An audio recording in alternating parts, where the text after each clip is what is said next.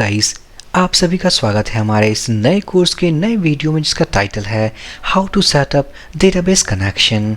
अगर मैं जाऊँ ब्राउज़र पे, जैसा कि हमने अभी तक डिस्कशन किया है कि हम एक CRUD एप्लीकेशन क्रिएट करने वाले हैं with name employee management system.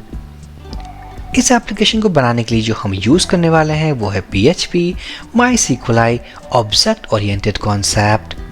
इस कॉन्सेप्ट को इम्प्लीमेंट करने के लिए हम MySQL के क्वेरीज को यूज़ करेंगे, that is for select statement, insert, update and delete. सारे ऑपरेशंस को परफॉर्म करने वाले हैं। ऑपरेशंस परफॉर्म करने के लिए हमें एक डेटाबेस की नीड है, साथ ही साथ एक टेबल की, जो कि हमने पिछले वीडियो सेशंस में एक डेटाबेस भी क्रिएट किया है, साथ ही साथ हमने एम्प्लॉयज़ टेबल भी क्रिएट किया है। बट फिलहाल हमारे पास एम्प्लॉयज़ में कोई रोज़ अवेलेबल नहीं है, साथ ही साथ इस डेटाबेस की कनेक्टिविटी अभी फ़िलहाल इस एप्लीकेशन के साथ नहीं है। जैसा कि हमने लेआउट क्रिएट किया है एट एम्प्लॉय, इस लेआउट को यूज़ करके हम अपने एम्प्लॉयज़ को क्रिएट करने वाले हैं और हम इस टेबल में सेव भी करेंगे। साथ ही साथ एम्प्लॉयज़ के डेटा को इस टेबल से गेट करके हम इस लिस्ट में पुट भी करने वाले हैं। एक बार वो इन्फॉर्मेशन अगर यहाँ डिस्प्ले हो गई डायनामिक तरीके से, उसके बाद हम edit operation as well as delete operations पे भी काम करेंगे। बट जो सबसे पहला पॉइंट है यहाँ पर वो ये कि हमें इस एप्लीकेशन के साथ इस डेटाबेस की कनेक्टिविटी को इस्टेब्लिश करना होगा। हम जाएंगे एडिटर पे। इस एप्लीकेशन में अगर आपको याद हो तो हमने एक फ़ाइल क्रिएट किया है db-config.php। इस फाइल में हमारे पास कोई भी वैल्यूज़ अवेलेबल नहीं है, कोई भी सिंगल लाइन कोड नहीं है। इस वीडियो में हम कुछ कॉन्स्टेंट्स को डिफाइन करने वाले हैं और उन कॉन्स्टेंट्स को यूज़ करके MySQLi के थ्रू हम डेटाबेस के साथ कनेक्शन को इस्टेब्लिश करेंगे। इस फाइल में सबसे पहले मैं टाइप करने वाला हूँ PHP कोड। इस टैग के बाद हम कुछ कॉन्स्टेंट्स डिफाइन करने वाले हैं। PHP में हमारे पास एक फंक्शन है, उस फंक्शन को यूज़ करके हम कॉन्स्टेंट्स को डिफाइन कर सकते हैं और वो जो फंक्शन है वो है डिफाइन। सबसे पहला पैरामीटर हमें पास करना है अपने कॉन्स्टेंट के नेम। हम लिखने वाले हैं db_host और हमारे केस में जो होस्ट होगा वो होगा लोकल होस्ट। इसी तरीके से मैं इसे कॉपी करूँगा 3 more टाइम्स। जो सेकंड है हमारा वो होगा हमारा db_database नेम और यहाँ पर जो डेटाबेस हमने क्रिएट किया है वो है php_emp_crud_ajax। काफ़ी बड़ा सा नाम रखा है हमने, हम यहाँ से पेस्ट कर देंगे। नेक्स्ट होगा हमारा यूज़र नेम, db_username। मेरे केस में जो डेटाबेस और PHP माइन की जो डिटेल है, यूज़र नेम मेरे केस में है admin। नेक्स्ट एक और कांस्टेंट डिफाइन करने वाले हैं db_password। पासवर्ड है वो है admin @123। ये है वो कांस्टेंट जो हम कनेक्शन में यूज़ करने वाले हैं। इनको कह सकते हैं connection string values. Next step में हम क्या करने वाले हैं, हम एक ऑब्जेक्ट क्रिएट करने वाले हैं अपने MySQLi क्लास के। यहाँ पर हम टाइप करने वाले हैं MySQLi = न्यू MySQLi। अगर आप इंटेलिजेंस देखोगे, ये सजेशंस देखोगे, तो जो पहला वैल्यू है वो है होस्ट नेम। हमने होस्ट नेम डिफाइन किया हुआ है, तो मैं यहाँ टाइप करूँगा db_host, सेकंड वैल्यू आप देख सकते हो यूज़र नेम, तो मैं पास करूँगा db_username। ये वही कांस्टेंट है जो हमने डिफाइन किया हुआ है।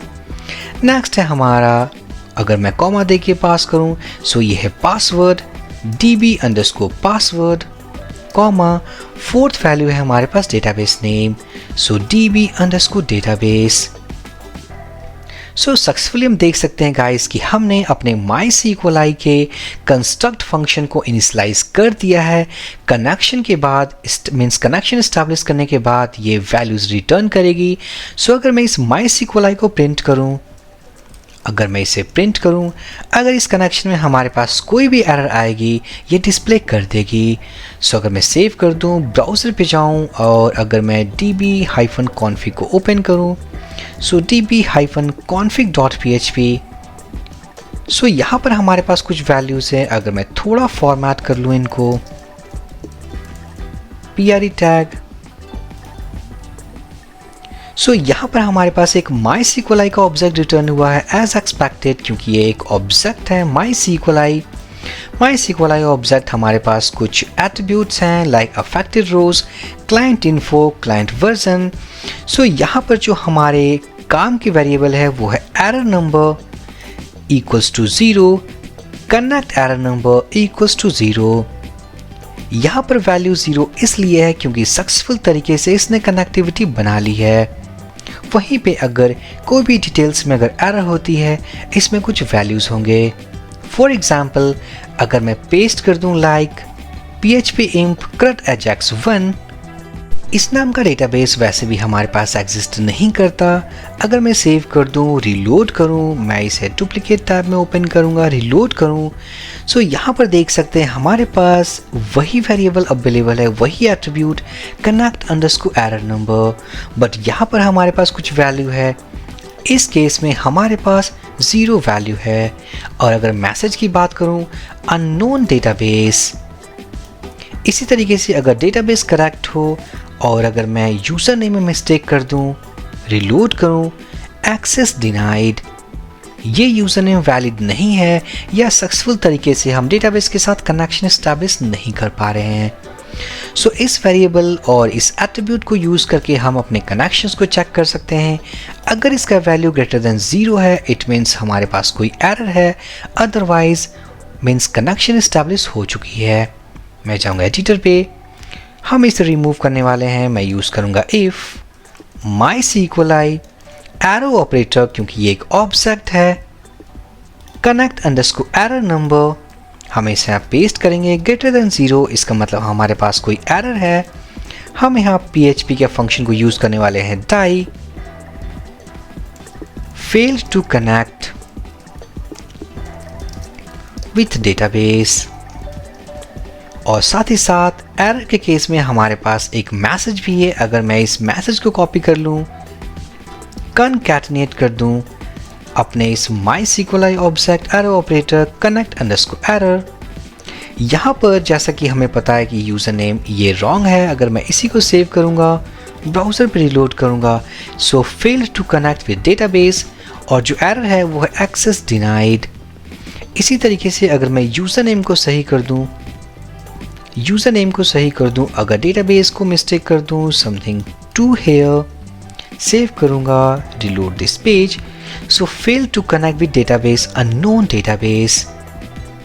सो इस तरीके से गाइस हमने सक्सेसफुल तरीके से डेटाबेस के साथ कनेक्शन एस्टैब्लिश कर लिया है। आने वाले वीडियोस में हम इसी फाइल को यूज़ करने वाले हैं अपने index.php के साथ, या जो हम एक ajax हैंडलर फाइल जो हमने क्रिएट किया है दैट इज़ functions.php, हम इस फाइल पे इस डेटाबेस के कॉन्फ़िगरेशन फाइल को लोड करके डेटाबेस के साथ कनेक्टिविटी को इस्टेब्लिश करेंगे। साथ ही साथ हम उसके टेबल एम्प्लॉयज़ के साथ CRUD के सारे ऑपरेशंस करेंगे like select, insert, update and delete.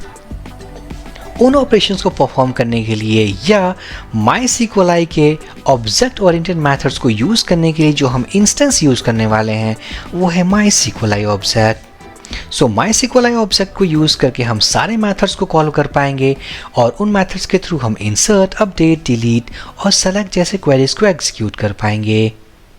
So for this video session guys, thank you for watching and have a great day.